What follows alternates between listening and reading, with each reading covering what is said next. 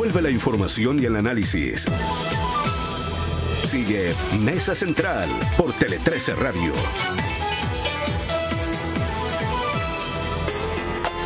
Conversamos del viejito pascuero, de la actualidad, de la política, de lo que sea menester este 26 de diciembre en nuestro espacio de política y actualidad acá en Mesa Central con Francisco Covarrubias. ¿Cómo estás, Francisco? Buenos días. Muy buenos días, muy feliz Navidad. Igualmente. Muy acalorada Navidad. Acalorada, todo cálida.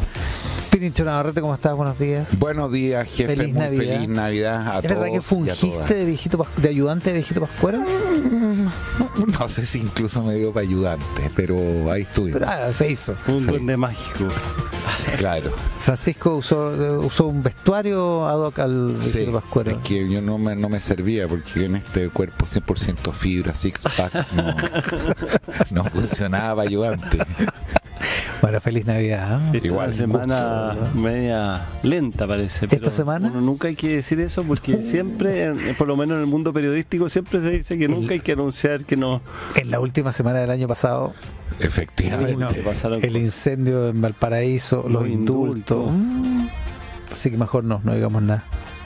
Así en Argentina está que arde la cosa. Una joyita a propósito, Francisco. Yo traía la joyita de Argentina. Dale. Porque efectivamente los últimos días después del plebiscito como que estamos en un momento para tomar nuevos ánimos, digamos, en Chile, pero en Argentina el anuncio el día miércoles del presidente Milei es un anuncio que vale la pena detenerse. El decreto de necesidad y urgencia. Decreto de necesidad y urgencia, DNU, que yo estuve investigando un poco porque me llamó la atención esta capacidad que tiene el presidente argentino de generar un decreto, y el decreto hay que aprobarlo en términos generales, o sea, más que aprobarlo, solamente se puede vetar el Congreso si es que no hay mayoría en alguna de las cámaras. O sea, es fácil que pase, y han pasado muchos DNU desde el año 83, digamos, la vuelta a la democracia en Argentina, muchísimos, pero tan extensos como este, no. Solamente Menem, que tuvo un DNU con 100 puntos, parecido a este, que también estaba relacionado con la desregularización de la economía, y Alberto Fernández con la pandemia. También fue un DNU grande, pero aquí tenía el recuento, bueno, no se los voy a leer, pero hay un montón de DNU que han hecho los presidentes argentinos. El punto de fondo que es importante tener en cuenta es preguntarse si es que Milei va a poder torcerle la mano, como quien dice, ya a esta altura al destino argentino, porque todas las medidas, yo tengo una cierta simpatía con las medidas de fondo que buscan desregular, sacarle poder a, digamos, a los intermediarios de argentinos, liberalizar los mercados, eliminar las fijaciones de precios, etcétera. Pero sin embargo sabemos que en política no buscar acuerdos, no buscar aliados, no buscar, etcétera, suele terminar mal, suele, no siempre, pero suele terminar mal. Macri lo tenía muy claro, y por lo tanto Macri le fue buscando de a poco, fue regulando de a poquito, fue, digamos, eliminando los controles por un lado, eliminando los impuestos por otro, eliminando el dólar paralelo, pero fue lentamente. Y no le resultó, y la gran crítica que hoy día le hace la derecha en Argentina a Macri es el gradualismo. Y Milei fue justo por lo contrario. Milei fue con todo. La pregunta es si va a lograr ganar este gallito. Porque fue con todo. Fue con todo. No se perdona. Y ya anunciando en el fondo, dentro del DNU está la transformación a sociedades anónimas de las empresas estatales, de forma tal de poder privatizarlas al paso siguiente.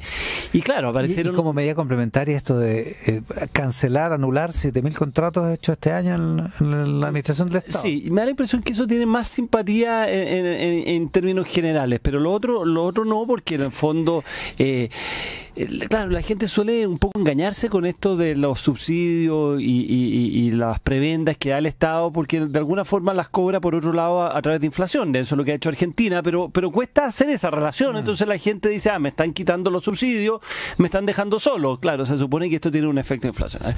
La cosa, y con esto termino, la cosa es que vamos a tener que estar muy atentos. El momento que hizo el anuncio Milei, ya salieron los cacerolazos. Una de las cosas que me parece súper buena como medida en este caso, es que le busca quitar a los piqueteros la intermediación para planes de pobreza que tienen. Entonces, eso permitía extorsionar los piqueteros a quienes recibían el pago. Eso se supone que va a ir por una vía más oficial, pero no, digamos, hay que estar atento, porque si logra torcerle la mano a todo el mundo social argentino, si logra convencer a la ciudadanía argentina de que estas medidas a la larga van a ser buenas y que por lo tanto hay que pasar por un periodo complejo, bueno, transforma a Milei en un referente mundial. Sin embargo, yo con una gran nota de escepticismo creo que esto es muy difícil que le resulte, y por lo tanto la augurio es un año 2024 bastante complejo. Todo o nada para Milei, según Covarrubias. Así es. Pirincho Norte.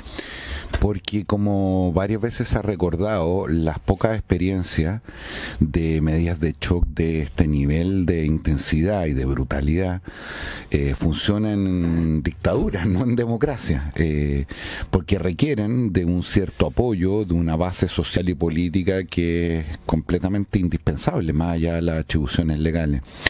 Yo creo efectivamente, y Francisco hace bien el punto, Milei debe tener muy presente la experiencia de Macri, que no siendo tan profundo su plan de cambio, lo ejerció teniendo muy en cuenta la variable política, la temperatura social, al punto tal que licuó, no solo a través del gradualismo, sino que de retroceder de muchas de las cosas que había dicho durante la campaña, y quedó en tierra de nadie, finalmente, lo que le significó, entre otras cosas, una derrota electoral a su sector y la vuelta del kirchnerismo en gloria y majestad. Ahora, yo tengo la impresión de que hay algo todavía de fuerza y de inercia electoral que le permite a Milei sobregirar sobre esa legitimidad. Me parece que está todavía caliente el resultado electoral, el cansancio, la molestia y el hastío de buena parte de las argentinas y argentinos con la corrupción y con lo que expresó especialmente el kirchnerismo, sigue siendo una benzina que mueve un motor que les permite, me parece a mí, tolerar sacrificios bien significativos. A propósito de las fechas que nos convocan este fin de semana, tiene no solo algo de mesiánico, tiene algo de católico, esto de tener en la perspectiva la tierra prometida al fondo y sin embargo alertar que se va a transitar por un desierto y por miles de padecimientos.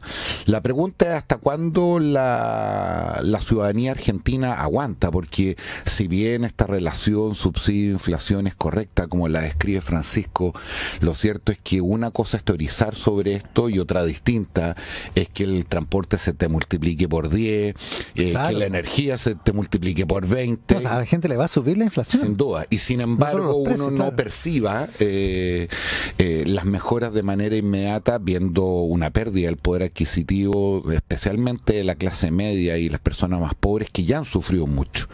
Entonces yo estoy de acuerdo, esto es todo o nada. Si a la altura de mayo se empiezan a ver algunos efectos significativos que impactan a la población, Milei la pudo haber hecho. Si por el contrario seguimos... No, llegar a mayo, porque no es tan... Por eso digo. No es tan cerca. Si a la mitad de mayo esta travesía por el desierto se hace absolutamente insoportable, y al igual que el arcoíris, cada vez que uno se acerca a la tierra prometida se aleja, creo que Milei no solamente podría perder el apoyo de una base política relevante con la cual llegó al gobierno y quiere gobernar, sino que podría terminar abruptamente su mandato, al igual como lo hizo de la Rúa hace no muchas décadas atrás. O sea, menos de un año. Pues eso es medio impensable, ¿no? Mira, Francisco. Sí, dos cosas. Salgo a Argentina y tomo lecciones de eso. Uno, en general en Chile, vuelta a la democracia, no ha habido aprovechamiento de la luna de miel. Creo que le ha costado partir a los gobiernos y creo que eso es una buena experiencia, tomar en cuenta lo que decía Pirincho en cuanto a aprovechar ese envión, digamos, y por lo tanto traían los proyectos listos. Creo que eso es interesante, digo, para quien gane la próxima elección, no empezar a llegar en marzo, hacer los traspasos y tipo abril o mayo empezar a mandar los proyectos, sino que llegar con la cosa prehecha. Considerando que nuestra transición es mucho más larga. Es mucho más larga. Y lo segundo, a propósito que murió este fin de semana Jorge Caguas, que fue una persona bien relevante en la transformación económica en dictadura que se hizo, y esa transformación en dictadura, después de una crisis muy grande de la Unidad Popular, demoró tiempo, digamos, demoró en generar los brotes verdes, y por lo tanto, claro, ahí está toda la fuerza, está todo el trauma que venía de la Unidad Popular, etcétera, pero estaba la vía en dictadura.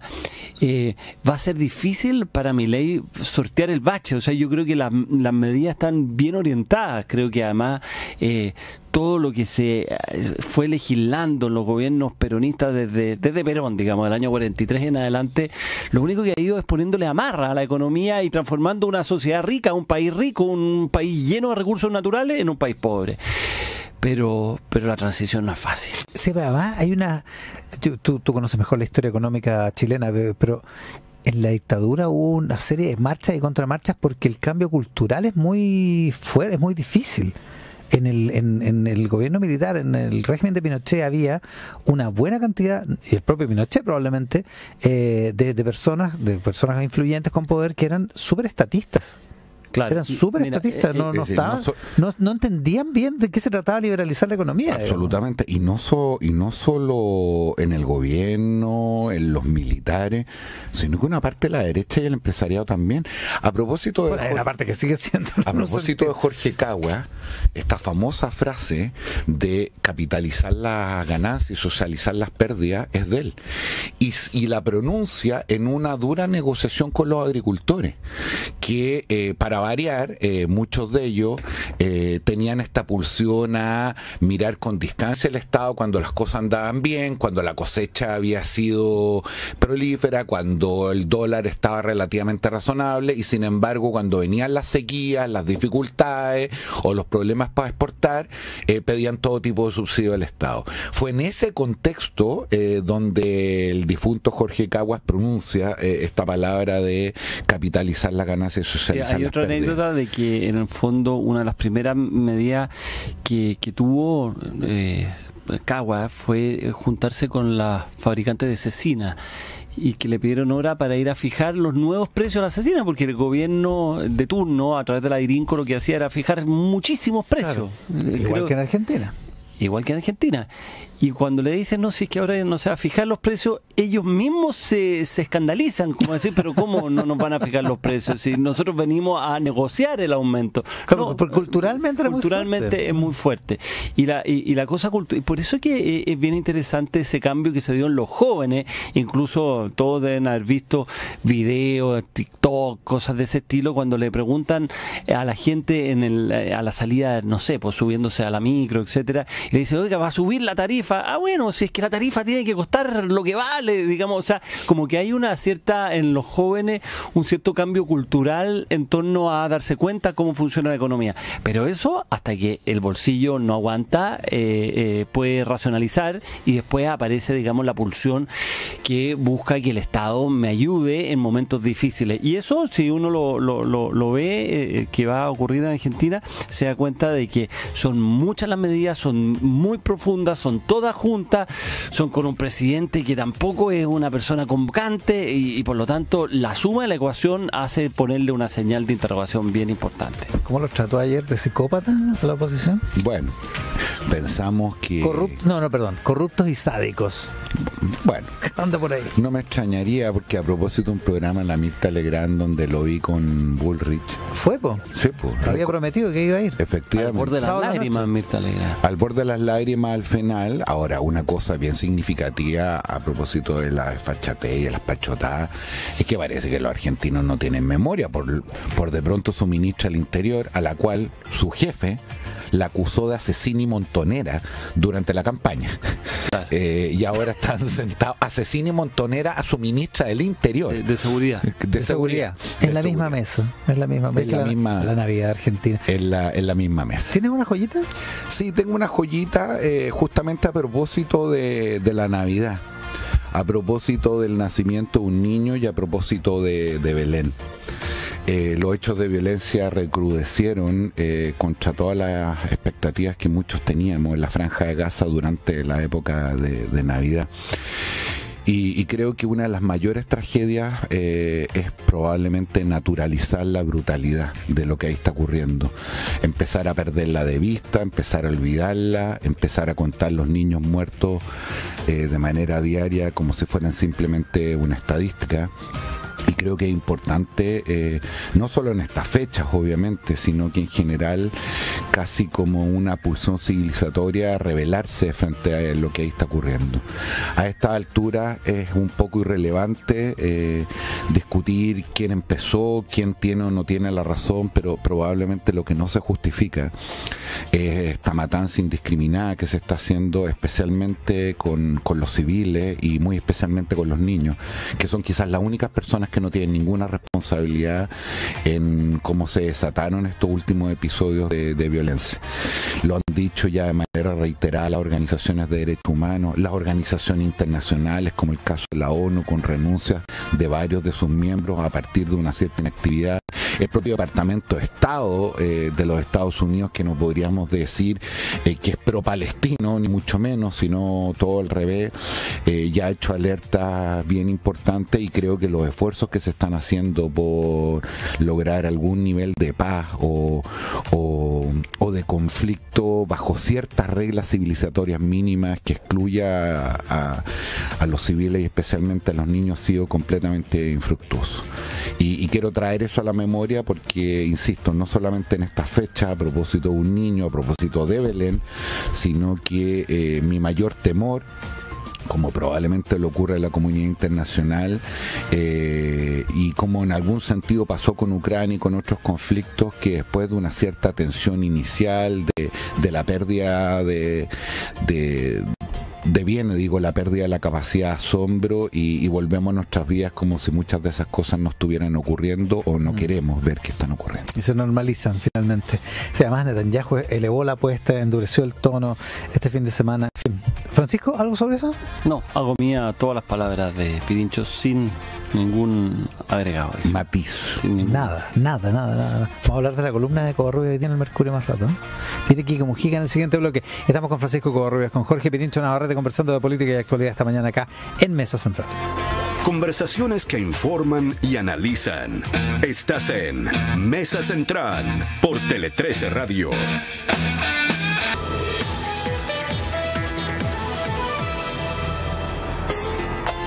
Con Francisco Covarrubias, con Jorge Pirincho Navarrete y a partir de este momento con Quique Mujica. ¿Cómo estás, Quique? Buenos días. ¿Qué tal? Muy buenos días. Conversamos de actualidad y política esta mañana acá en Mesa Central. Así está la cosa, pues, Quique. Pasó la Navidad. Pasó la Navidad y me quedo dando vuelta dos cosas. Una, los que le atribuyen el triunfo del en contra a Michelle Bachelet, así como que ella fue.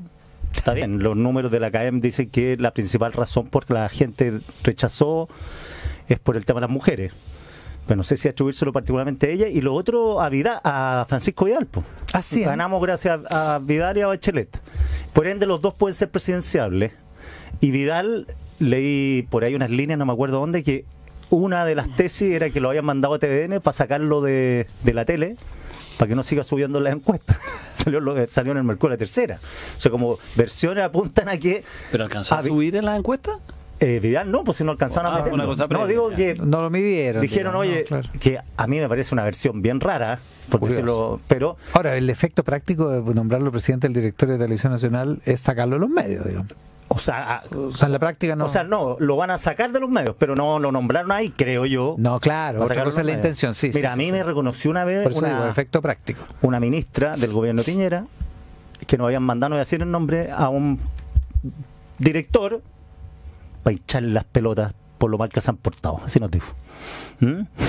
Y mandaron a un señor X de apellido Cepeda, No. ¿Ya? A un señor de apellido X, y yo le decía, oye, pero está pasando esto en TVN. Ah, ese muerto no me lo carguen a mí. Ese muerto no me lo carguen a mí porque fueron otros los que se le ocurrió esto, y entre risas me decían. No sé si era verdad o no. No sé si era verdad o no. Yo sé quién es. No sé si era verdad o no, pero... Un ex corredor de propiedades. Bueno, da lo mismo. Pero a lo que voy es que Vidal de repente lo mandaron para tenerlo ahí, porque Vidal no sabe de programación, Vidal no sabe de teleseries, y está bien, no tiene por qué saberlo. Muy poca gente sabe de eso. Ahora, los presidentes de TVN en general no han sabido de programación ni de teleseries. Pero es que hay algunos que se meten y no. Salvo a lo mejor el papá de Pirincho, pero los que han habido después... Ya que estamos.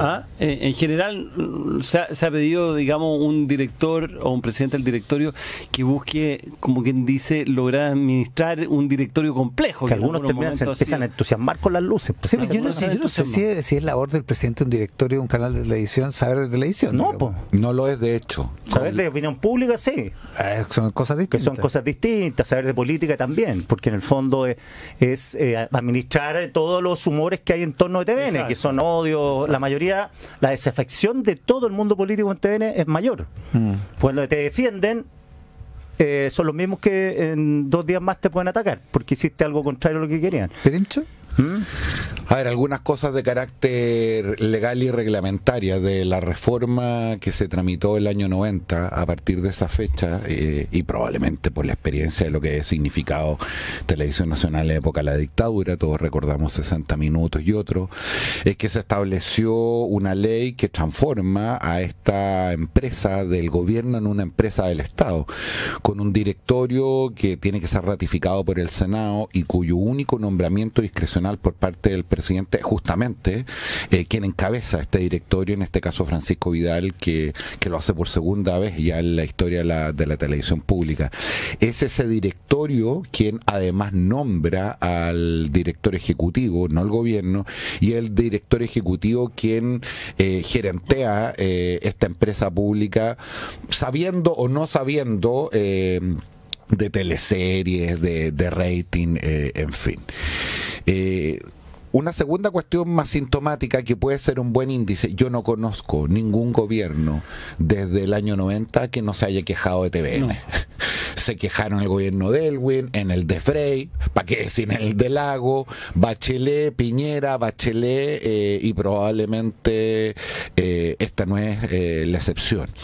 Y me faltó Piñera 2. Me faltó Piñera 2. ¿Quién más se quejó? Me faltó Piñera 2. No, Piñera 1. Piñera 1 se quejó más, yo creo. Estallido social. A mí me tocó Piñera 1 y estuvo bravo eso. Me pidió la renuncia como 2 o 3 veces. Y por lo tanto podremos discutir largamente, y esto en tercer lugar, cuáles son los méritos o no que tiene Francisco Vidal para efectivamente encabezar el directorio. Insisto, un nombramiento privativo del presidente de la República, pero el suponer que el presidente del directorio tiene un rol fundamental en el destino, en la línea editorial y en la administración de la empresa, a mí me parece que no cuadra no solamente con lo que es su estructura, su ley y su forma de administración, sino que mirado en retrospectiva del año 90, tampoco. Y claro, uno podrá debatir si esta es una buena o mala forma de administrar la televisión pública, pero lo cierto es que no creo que el nombramiento de Vidal entonces tenga que ver con buscar una línea distinta en lo sustantivo a lo que ha tenido Televisión Nacional hasta ahora. Y a propósito de lo que dice el Quique, me recordó cuando Piñera nombró a Desbordes ministro de Defensa. Es decir, estaba en un lugar promisorio en la encuesta, por muchos precandidatos, después lo terminó siendo en la primaria a la derecha, pero una manera de meterlo al congelador y sacarlo del debate público fue justamente haberlo nombrado en defensa, cargo que él no pudo rechazar por razones parecidas a las de Vidal. Vidal dice no se le puede decir que no al presidente.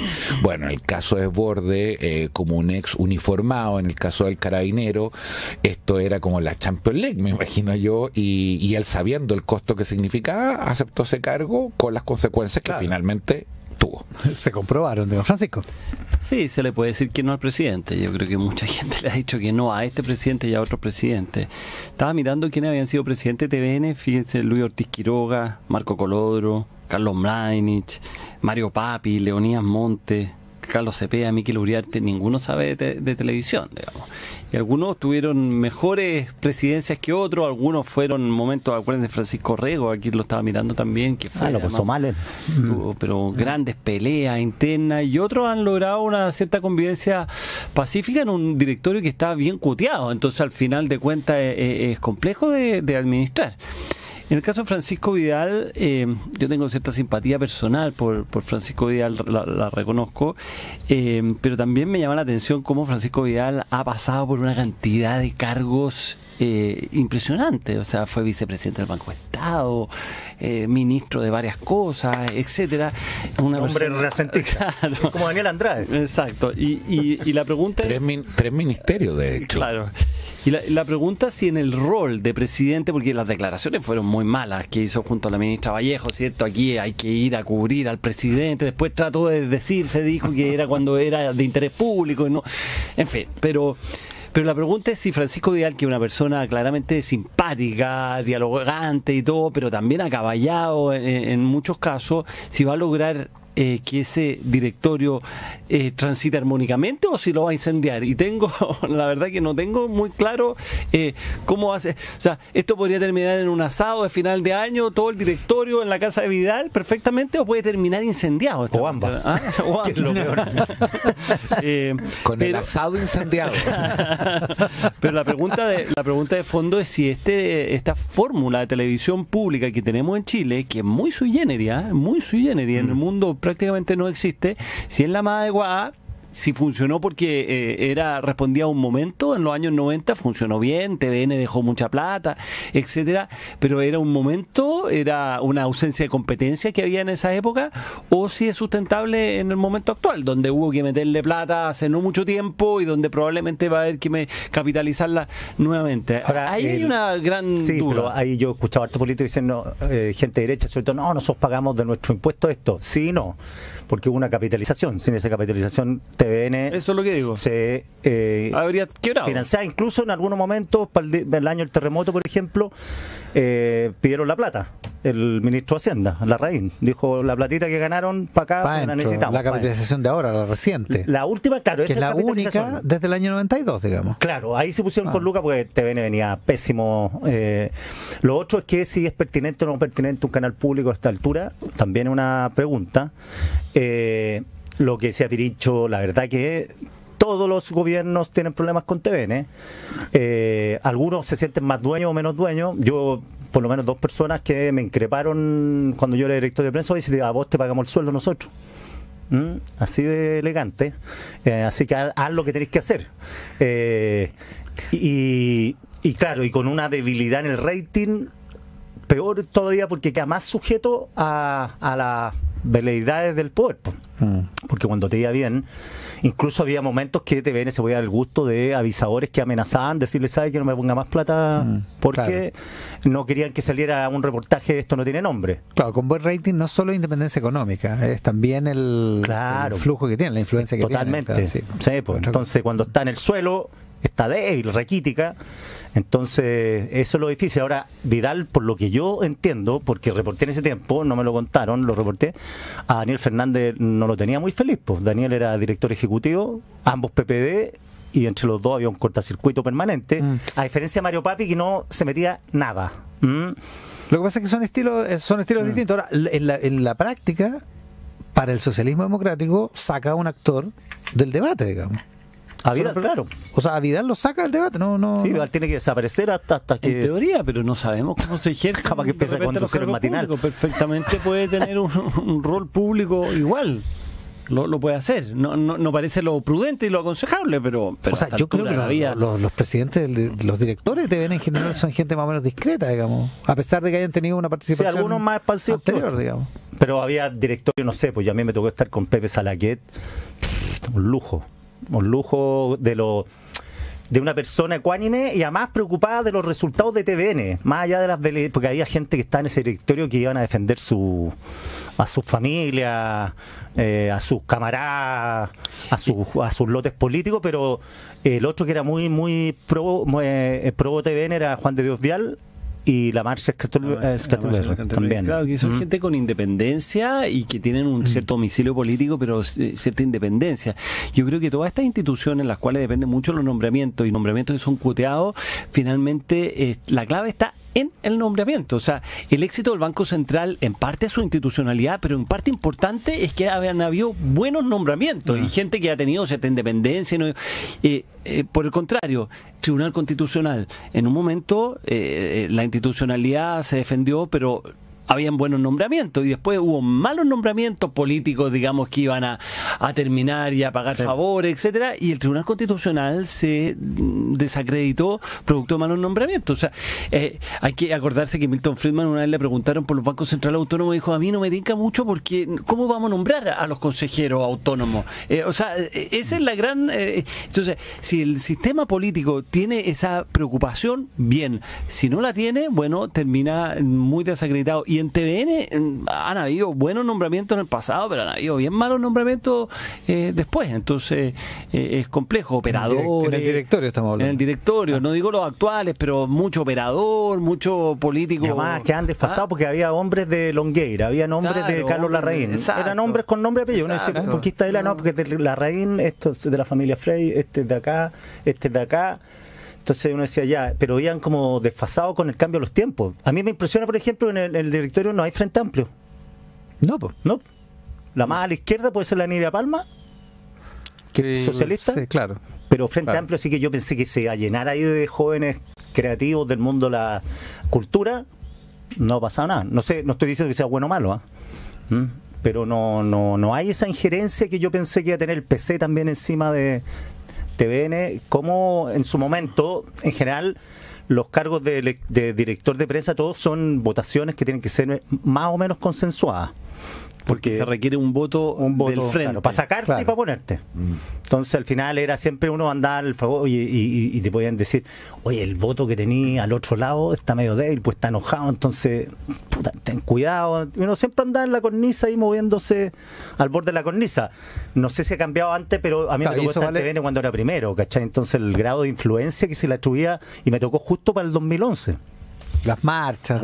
Pues ahí pidió la renuncia, me acuerdo, Carlos Larraín, que era presidente de RN, y Juan Antonio Coloma, que era presidente de la UDI, salió en la segunda pidiendo la renuncia del director de prensa, con carta al director, todo, porque consideraban que la cobertura a las marchas era excesiva. Todas estas cosas se ven con distancia, porque en ese momento, claro, dice, ¿por qué poner a Camila Vallejo cada rato? Bueno, después de 4 años nadie podría decir que era impropio poner a una de las figuras políticas más importantes del último tiempo en Chile. Ahora, probablemente esa carta más te firmó en el cargo, digamos.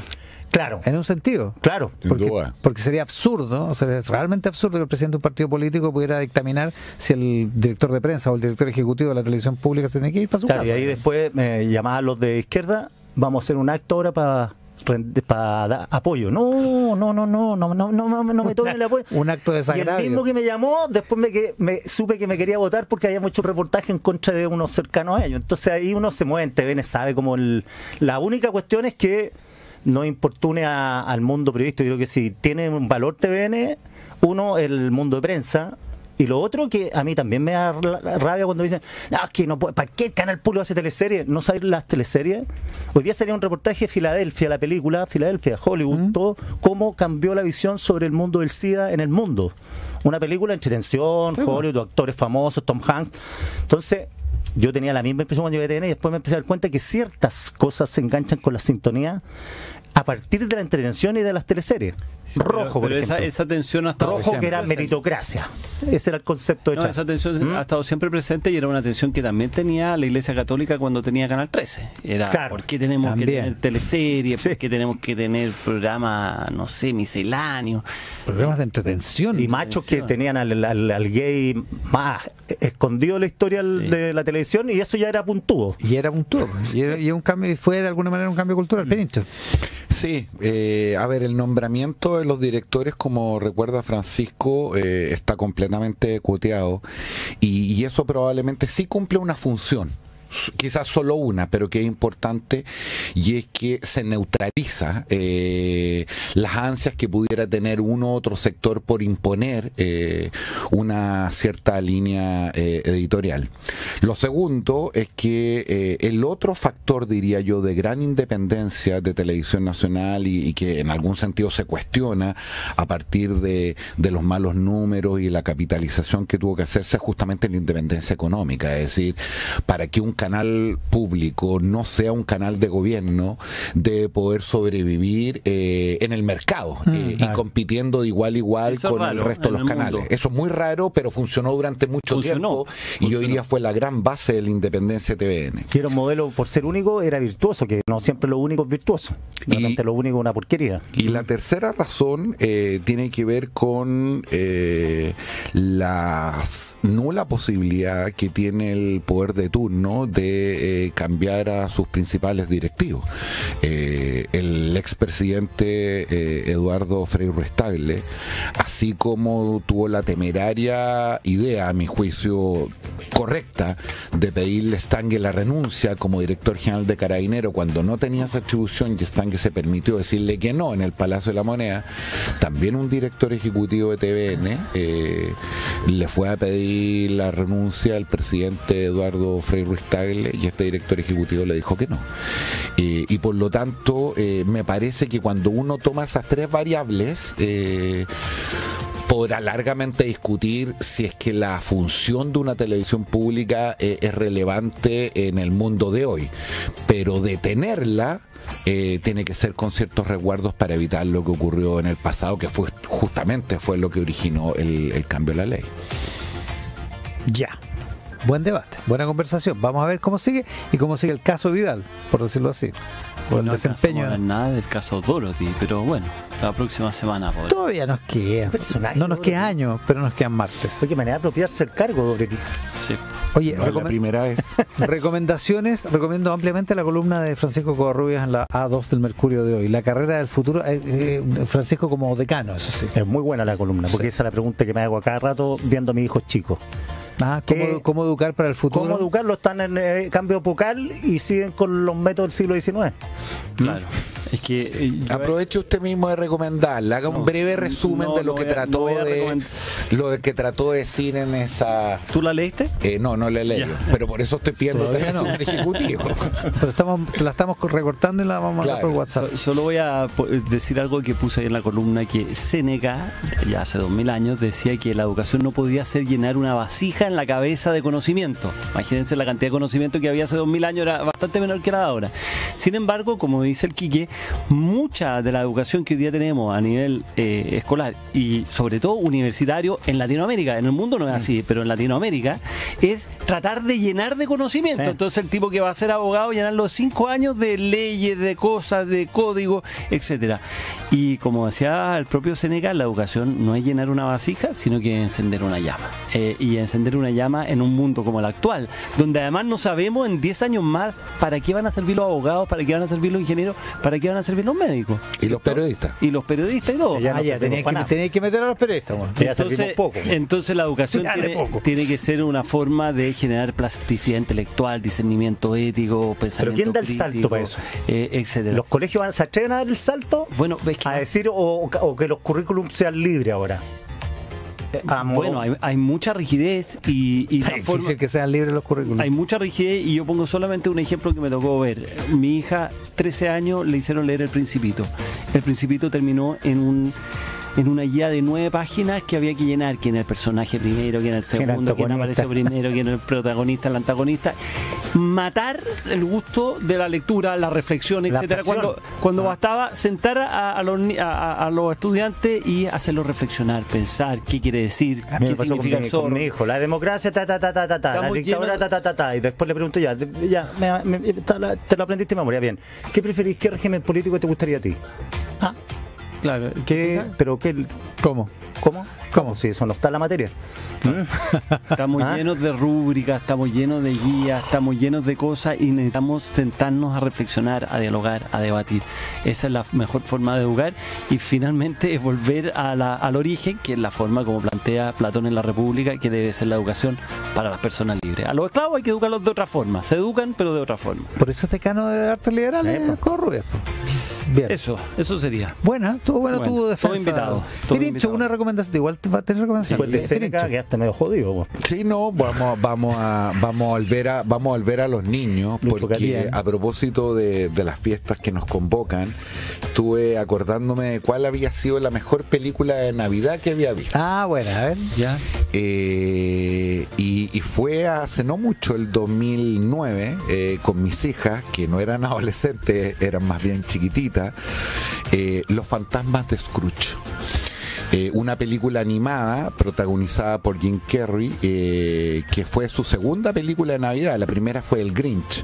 Claro. Y que esta vieja historia de Charles Dickens, que cuenta básicamente como un viejo profundamente avaro, amargo, que trataba muy mal a la gente que con él trabajaba, que les pagaba poco, que era un miserable, solo, odioso y riquísimo, se enfrenta a sus propios fantasmas, y cómo su vida en distintos momentos fue discurriendo por derroteros diferentes, y algunos de ellos bien dramáticos, por pequeñas decisiones que él tomó, de la perspectiva personal, del amor, de la mujer con la cual no se quiso casar, del punto de vista profesional, de los amigos, de la traición, en fin.